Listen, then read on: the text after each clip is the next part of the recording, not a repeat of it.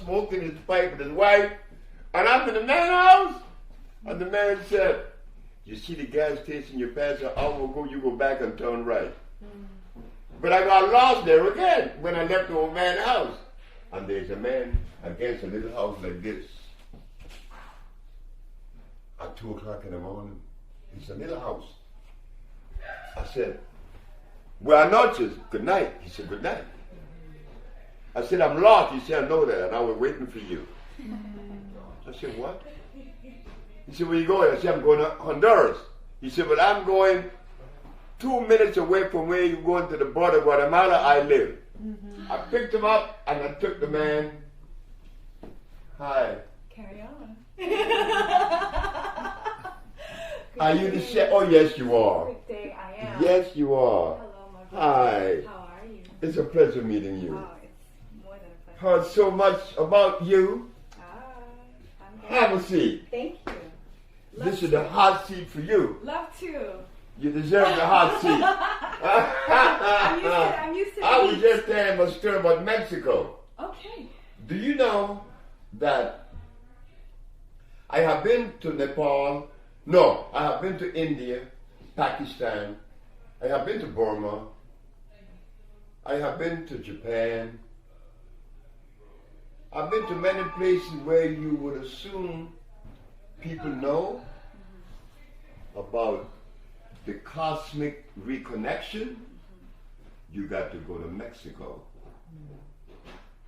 You would never associate Mexico with this type of understanding, or level of understanding, I mean, pardon me. But guess what? That's where the magic is. They, and they alone, they healed me. When I had gone to Russia, I was in England, I was in Africa, I went to Chinese medicine. Nobody healed me. I go to Mexico, and this Mexican healed me in 90 days. But when I begin to look at the Mexican integrity, I begin to see something very beautiful. Something that I never seen anywhere in the world. And I'm going to give you a taste of it.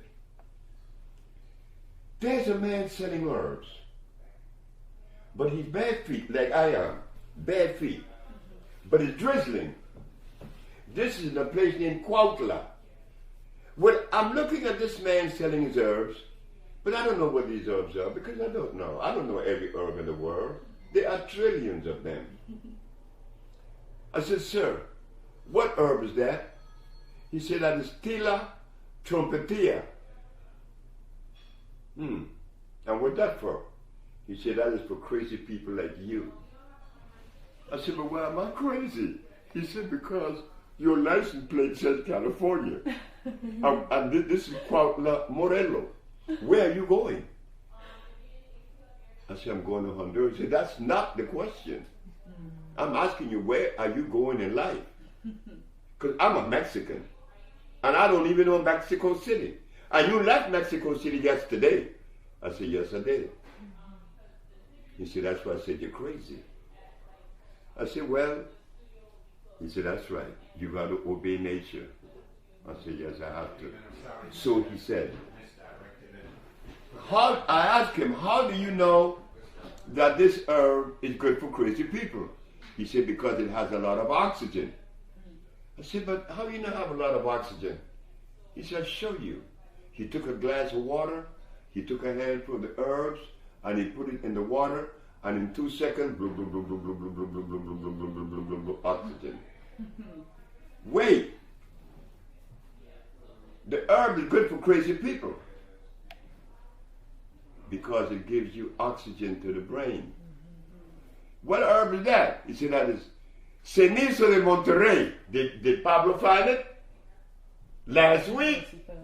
He found it. Because I've been talking about this herb for 15 years to Pablo. He just found it. But this Mexican in Cuautla said, that's Cenizo de Monterrey, meaning ashes of Monterrey. I speak Spanish. He said, ashes of Monterrey. I said, what's that for? He said, that is for people that cannot walk because their foot has swollen. Their liver is bad. Because I asked him, how do you know the liver is bad? He said, the feet swells. Oh, this is going to really crack your side. This is a journey I took in 1979. I'm going to take it again. The last herb now. That's when he's going to trick me again. I said, what herb is that? That's Damiana. Oh, I said, that's for women. He said, yes. They call it hierba del venado, the herb of the deer. I said, well, I know that herb. He said, yeah. I said, may I have a kilo? He said, no. I said, why? Because of your license plate. And what did my license plate have to do with this herb? He said, your license plate tells me you come from California. And the best Damiana come from California. If I sell you this, I'm not being truthful. And the man is bare feet, he could have made money off of me, but his level of integrity would not allow him to sell me that herb. This is what I always find in Mexico. Mexico have a sensation that when I go across the border, I feel it. Sebi. You've been to Mexico? I've been to Mexico. Oh my God, it's beautiful. Would you say that there's the culture there, that they have a different value system? I can't hear you too well. Would you say that the culture in Mexico, that in general they have a different value system? The Toltecs? Yes. Let me tell you something. This is where the Peruvian got to me. Because the Peruvian came to me in Cusco. He said, hey, black man, come here. So I said, I wonder what I'm going to hear now from this dude. He said, do you know what you represent? I said, man, I may represent many things that I don't know about. He said, well, you're a member of the organic family. The organic family? I said, what is that? You don't know? I said, no. And you're black and you don't know this? I said, yes, I don't know. He said, well, we didn't have any toilets because we didn't need it. Because all we ate was alkali food, or even our fecal matter was clean, like the elephant. You put it back in the soil, it biodegrades. But when you have a toilet, you're going to pollute the planet. I said, oh my God, the organic family. Then, are you aware of Ubuntu? The blueprint for human prosperity, which started in Africa many thousands of years ago, and this white man just found it, Ubuntu. He said, oh my God. The banking system came and destroyed Ubuntu. So when you talk about the Toltecs and the Olmecs, or you talking about some ancient society that lived by the laws of life, it is from the Toltecs that I learned the usage of the teosinte. The teosinte is a plant that you're going to experience in Honduras next week. It's a plant that they use to make tamales instead of corn. Corn is a hybrid. Corn is extremely dangerous. The Toltec use teosinte. I love Mexico. Like the pyramids of Mexico in Teotihuacan, they are 4 times larger than the one in Egypt. But the Mexicans don't go around boasting that. Because they're very humble. They're very humble people. They are beautiful people. And we should really get closer to them. Me, because I speak Spanish, oh, they just jump all over me. And I love them. I love them. I love them. I get more love in Mexico. Oh my God, these Mexican people. Her daddy, when he first came to see me, she brought him. She dragged the nigga by force, came to see me. And he started making fun of me. Because Mexicans make fun of life. They don't live life in that serious place. No, everything is beautiful. Yeah, I love Mexico. I'm going back. I was speaking about the Spanish culture recently and their value system and how you see their families always together. That's and right. You see them proud with their wives and their children, and they are not consumers on the level that we are consumers. And they don't value things, they value family. That's right. That's what I told brothers. I said, look, what's that Mexican? He got the baby. Right? He always have the baby in his arm. And then, if you take a Mexican and pay him $10 an hour, and you take a brother with the same family members, $10 an hour, that Mexican going to do more. Because his wife is not going to stress him. Mm-hmm. She with him. They value that family unit. It's important. And it is important. It is important. But it shows love. It shows love. Let me tell you something. They wiped me out in February last year. When I went to my shop, there was nothing in there. Wow. My wife, my manager, my daughter, the manager's daughter, and everybody else wiped and took everything away. Wow. A business that I had now for 15 years. Pablo, the Mexican, said, "What you gonna do?" I said, "Well, I'm going to take my tail and put between my legs and I'm going to roll over and play dead." He said, "You out of your mind?" Called Jenny. That's a Mexican. Jenny came. "What's wrong?" I said, "Well, they took out everything." She called her mom and borrowed some money and taught me her computer. That very day, this one showed up. Your nano showed up. "What happened?" I said, "I don't know." Your nano showed up with her boyfriend. Said, in a car. And I'm looking at this girl. I know she was like Ethiopian, but she came to buy something. You came to buy, right? And it's clean. Guess what your nano said? "I want to help you." Your dad would drive from San Bernardino to LA, which is about an hour and a half for free working for me. Then came her. These two and Jenny and Pablo, and we start the business all over again. Now the business is like, wow. How many people work there now? Is she number 1, Yesenia number 2, Jessica number 3, Brenda number 4. Who is number 5? Beatriz. Beatriz. Beverly number 5. Sonia. Mario. Valeria and Kevin, right? And what about the other Jenny? Jennifer. Yeah.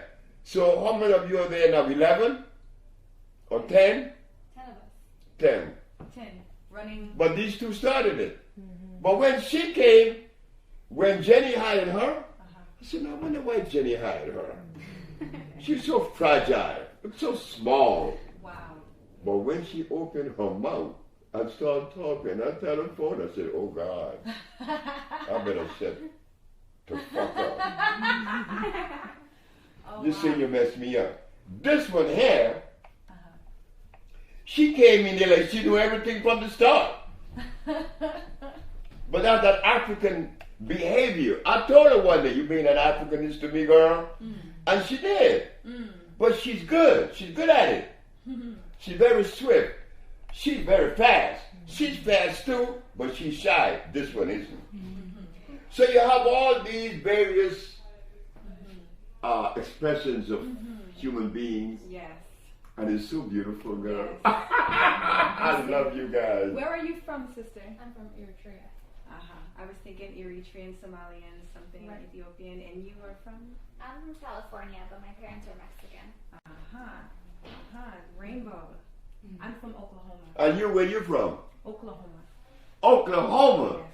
Yes. My family is Choctaw. The first time I came in contact with a plant that I hated, this low-down plant, and boy, that plant come back on me one day.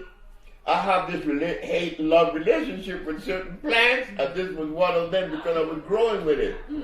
Burdock.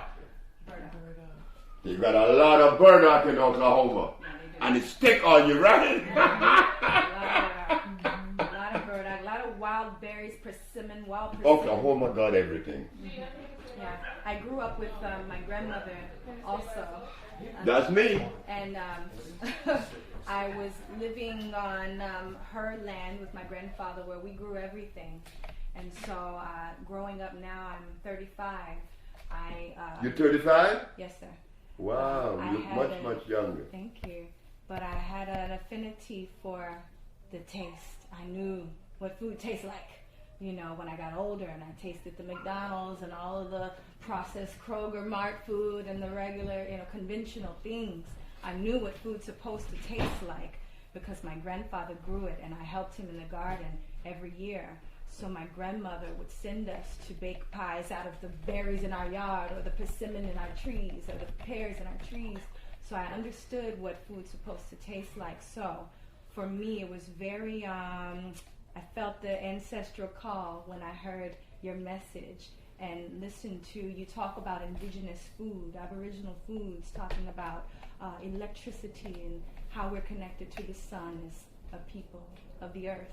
And I understood that these 4 elements are the simple ways in which we can maintain our health, just returning back to nature. Very, very simple. And your message was simple. Yeah. And that's what I think resonates. I want with to taste your everyone. food. I want you to taste it. I brought some I want to taste your food, I said, girl. I wonder if Sebi would come into the kitchen with me and, you know, we may make some callaloo. But I brought you some callaloo. Callaloo? Yeah. Guess what?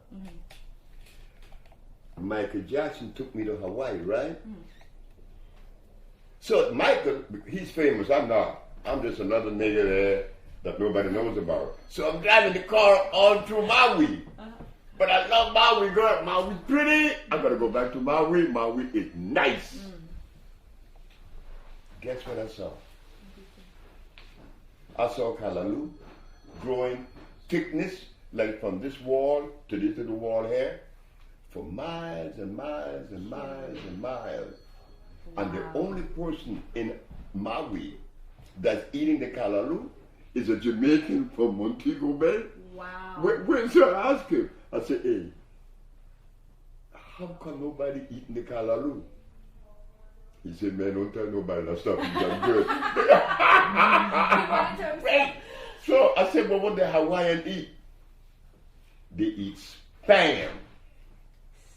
Do you know that the U.S. government, that company Hormel meat, they make Spam special for Hawaii? You're kidding me. And yet they got callaloo right there. You know about callaloo? I know you bad, girl. Oh, I love callaloo. I know you are bad. Callaloo is one of the most nourishing substance there is on the planet. And you want me to tell you something about callaloo? Do you know that in the Caribbean, callaloo seeds made a fool out of me? Amaranth? Callaloo made a fool out of me right in New York. I'm going to show you. In my very wise years, I used to grow wheatgrass. And an old lady came and said, you're dumb. I said, oh God. Mrs. Harleman, why you say I'm dumb? Because you're dumb. You using that wheatgrass, that's wheat. That's acid. I said, oh shit. I got rid of wheat, right? So when I'm in New York, I noticed that callaloo growing all over the place. It grows in New York and Philadelphia and New Jersey. It grows here. But what the callaloo gonna show me that it will not show you in Grenada, in Trinidad, or in Barbados, or anywhere else but United States? Around November, the latter part of November, look for it. The flowers of the callaloo are going to produce some very small little seeds. They're pretty. They're red, blue, pink, all colors. They're beautiful. So now the wise me, I'm going to say, yeah, I stopped eating the wheatgrass, so I'm going to eat callaloo sprouts. So I got my little tray, I put the medium, then I sprinkle the seeds on it. How long it take you for wheatgrass to grow? 3 weeks? And you got a nice grass? Callaloo ain't sprung yet. 1 month passed, no callaloo sprout. 2 months passed, no callaloo sprout. I goes in my bed in Brooklyn and I lay there. This damn callaloo isn't sprouting. And the callaloo say, you're stupid. I'm natural. I'm electrical. I sprout in the spring. Oh my God. Excuse me 1 second. Oh God. When the callaloo sprout, it was all over with. I'll be right back. Okay. I look at the callaloo and what it did to me. I said, you know, you never know how much you know until you confront reality. And then you know how much you don't know. And I love it. Then another one that tricked me was not the callaloo,